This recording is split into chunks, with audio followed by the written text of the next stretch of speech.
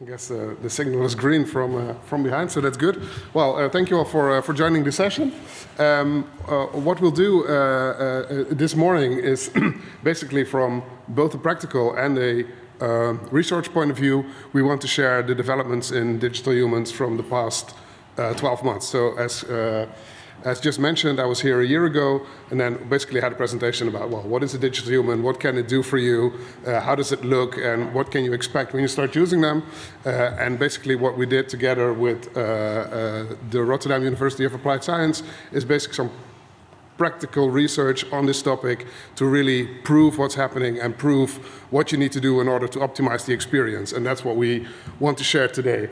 But for, well, maybe some of the audience, maybe a bit of a boundary of what we think a digital human is, and that is about mimicking human behavior. So an important aspect is, let's say, the real-time dimension of a digital human instead of, let's say, being a generated video where you just, the text-to-speech and the animations are controlled in real time and connected to the conversation. So when we talk about the digital human, 9 out of 10 times, that is what we mean with that. And in the past 12 months, we have seen quite some new deployments. I will quickly run you through some examples. So this is an example of a Las Vegas real estate agency who are transforming the search and viewing of houses with a digital human. So this will be, let's say, announced, I guess, tomorrow on Channel 13 in the US in Las Vegas. So that will be a whole new way of buying houses. This one was launched a few weeks ago. Qatar Airways launched the digital cabin crew. So they build a mini metaverse on their website where this lady is present and can ask all types of questions. This is a, let's say, more straightforward customer service example connected to a chatbot. Well, we worked on the UI to place the digital human on a logical space, so it will make impact. And of course, you can connect any type of conversation to an interface like this. This is an example from the innovation team of the Deutsche Bahn. So they're doing some tests with digital humans in train stations to, well, understand the impact it has on travelers and how they feel helped. And as you can see, there is also a switch to a live agent in case that's necessary. So there's always a backup plan, which is also important. For the Dutch people in the audience, we made a digital double of a Dutch TV host who deceased quite young. He had a kidney disease, and now, well, he might be back as an influencer commenting on his own previous videos or other videos. So we're still looking at the use case, but that could be a nice, a nice use case as well. Another one is in healthcare. I'll quickly talk about that later. This is something we did with Erasmus. It's a Dutch academic hospital. They built a large language model that does an almost automatic anamnesis, and we adding the digital human for, let's say, the human touch, and with the stethoscope around the neck, it almost looks real, and it's engaging to the patients. This is an example from Heineken. They use a digital human basically as a recruiter to get staff for their e-commerce team. So you can ask her all kinds of questions about working at Heineken. How is your e-commerce vision? And well, if that all suits, then you can apply. And this is also a Dutch project, very recent. So this will be the future sound and voice of nature. So there's a project going on where the nature should be represented in boardrooms to talk about pollution, to, well, basically help boards understand the impact their vision has on nature. And this will be, in the future, an animated version, so the nature can speak and understand and have its own voice. And this last example is a theater example where dancers in motion capture suits are basically dancing with their own digital double. So it's basically, we see digital humans, well, almost everywhere, and in any case, in lots of places. And well, the question then arises, why is this happening now? So what has happened in the past year that drove all these implementations? And why do research companies like Emergent and like Gartner still think, or not still, but think that digital humans are the next step. So you can see them in the upper left, the AI avatars. It still has a path of, let's say, 3 years to main adoption and to full growth, but let's say everyone is clear that they will become, let's say, more or less mainstream. And why is that? So we think that has 3 reasons. One is the technical breakthrough. So there is a lot going on the technical part of digital humans, and building one is, well, it's getting more and more easy. So the real-time aspect is still a challenge, but there are many solutions popping up almost on a weekly basis. So that helps. And there are issues to solve. So especially in healthcare, the staffing issues are huge. So doctors, nurses, they are far too busy and they can't, let's say, give the patients the attention they deserve. And then adding technology and giving a human-like face and a human feeling to that technology really helps hospitals, doctors, nurses in, well, basically in doing that and in achieving the best patient care and attention. And the last one is that people have needs. So we are all social animals looking for human connections. And if those real human connections are not available, then let's say we are looking for that what comes the closest. So in this case, that was the ball. But in case of a chatbot, that can be the digital human that gives you a similar feeling as when you would have a real human connection. And when you start working with digital humans, then you will see, well, many different benefits, and you will also learn what doesn't work. And that's where Lotte and the Rotterdam University of Applied Science come in. So she will tell all about her recent findings. Yeah, so digital humans hold great potential, but there are still a couple of issues to address to really benefit from digital humans. So I've been invited to talk about these issues from an academic perspective, so that's what I'm going to do. And one of these concerns or responses or assumptions is that digital humans suffer from the uncanny valley effect. Because they are so human-like, it gives us a bit of uncomfort, right? So it gets on our nerves. So that is what we know of as the uncanny valley effect. But for those who are interested in digital humans, I have some good news, because these kinds of effects are often temporary, meaning that as you interact more often with a digital human, our discomfort will decrease, and attributions of competence, of human likeness, social presence, and warmth are going to increase.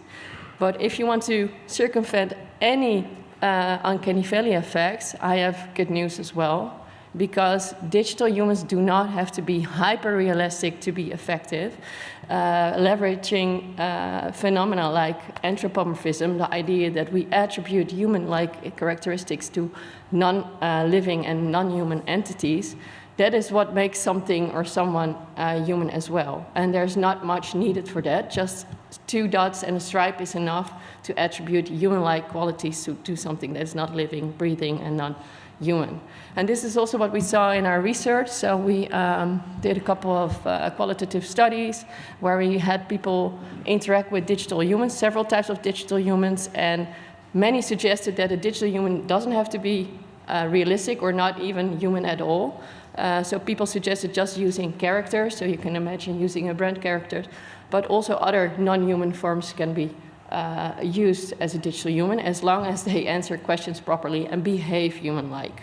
So my expectation is that we will see also more non-human forms of digital humans in the future. We already have one in the Netherlands. It's called Lou the Builder. It's really a digital employee working for a construction company that is helping employees towards digitalization in a fun and engaging way.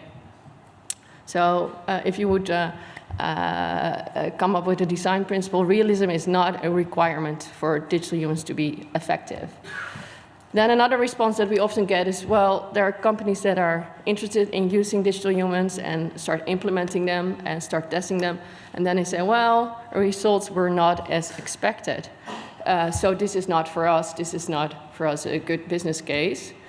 But then you should know that there is lots of research on digital humans. If you would search for virtual humans on scholar.com, you get almost 25,000 hits. And a search of the literature, which has been done by Lovi's, a colleague, shows that digital humans can induce trust and rapport even more so than chatbots and voice application because of their human likeness. So there is academic support or evidence that digital human can be valuable.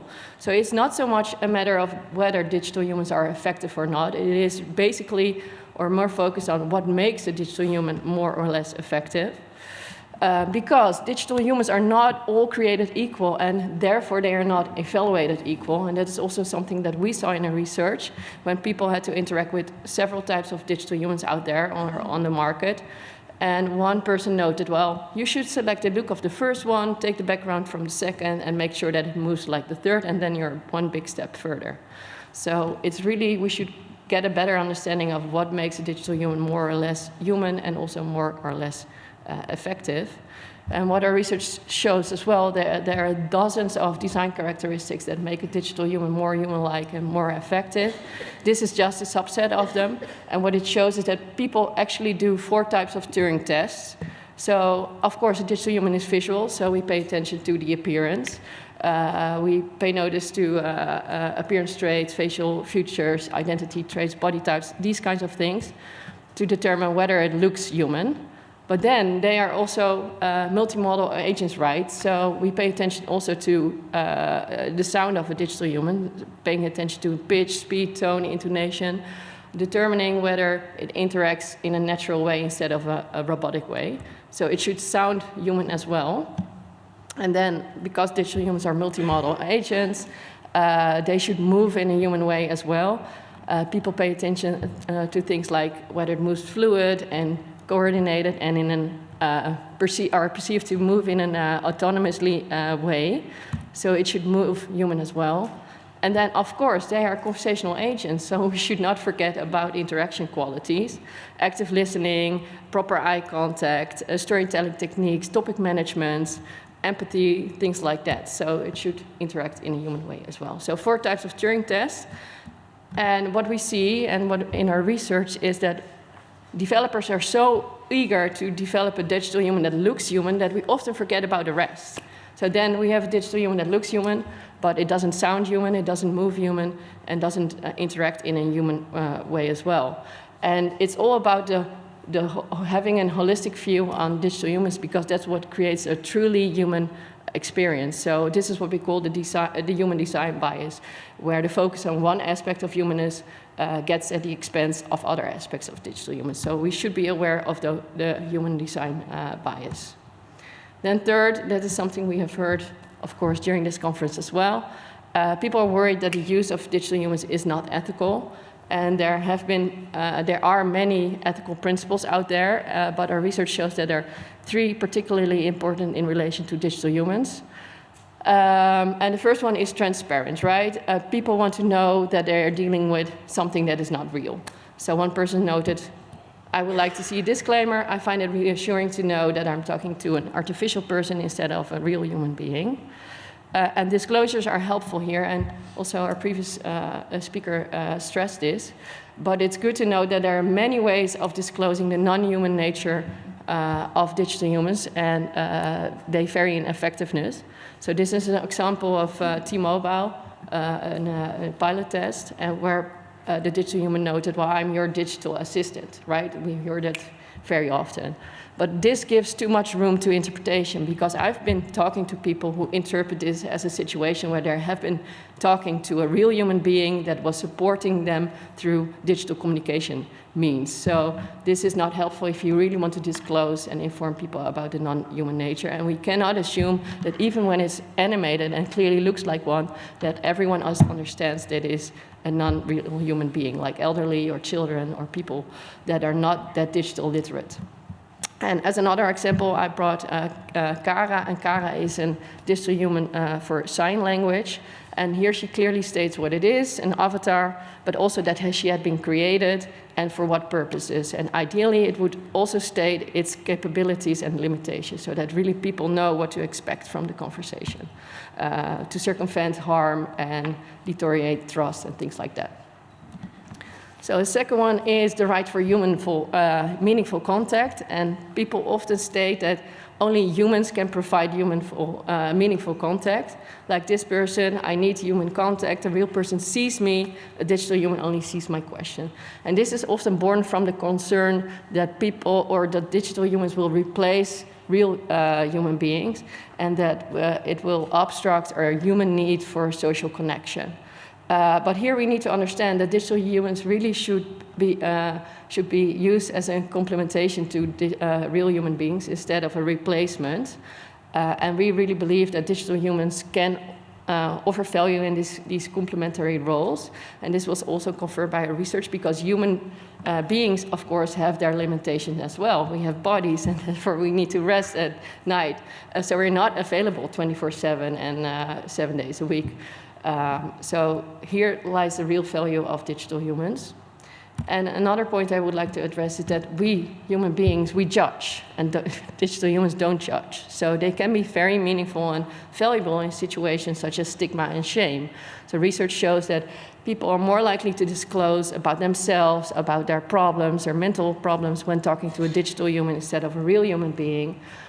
So this shows that indeed digital humans can be meaningful, but we should really be careful when deciding when to use a digital human and when not.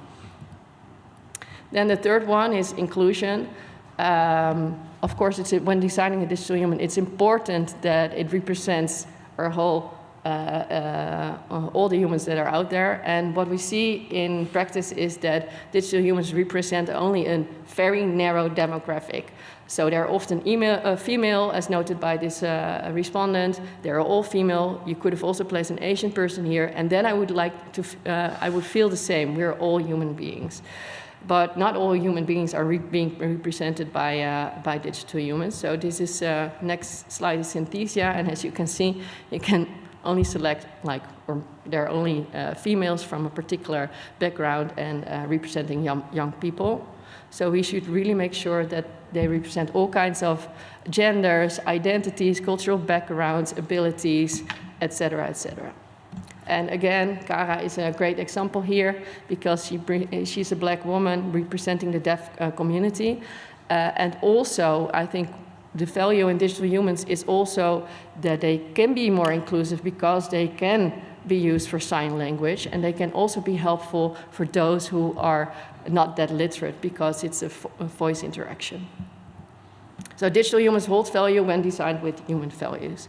And that's where I like to end. So to capture this whole contribution, digital humans have value, but it's important that you are aware that they are not all created equal, and that they are not evaluated equal. So we really should get a better understanding of all those factors that make them more human-like and also more effective.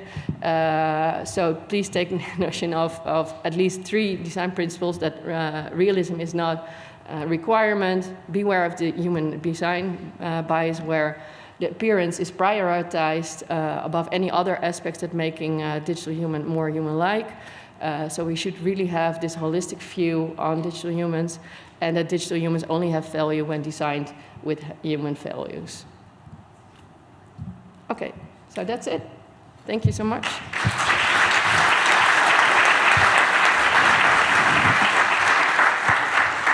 Thank you very much. Great presentation.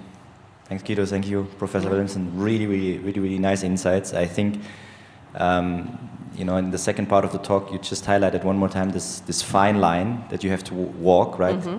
Deciding where you want to employ this technology, also the technology of a digital human, and where not, you know. Yeah. And I just want to reiterate on this point. This is a highly important strategic decision that, in my eyes, should be taken by the board level. Really, like far up. If you're in the age of AI, and if you're going through this transformation, you have to make these decisions far up in the corporate ladder.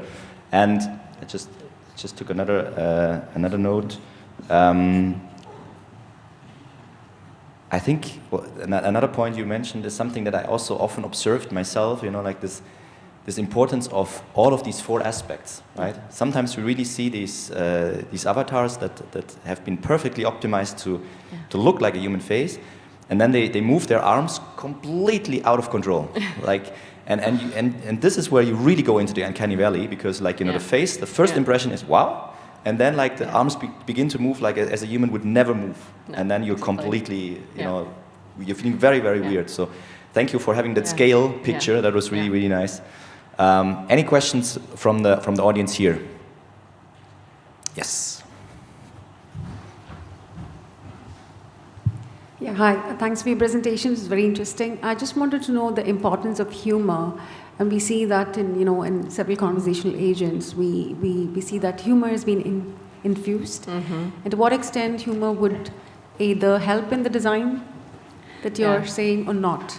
It's just one of the many futures that could make a digital human more human-like. So, but also that also holds for chatbots, right? So, making a joke could help to make the interaction more engaging, more fun, more human-like, and this also holds for digital humans as well. Yeah. Thank you. Any other questions?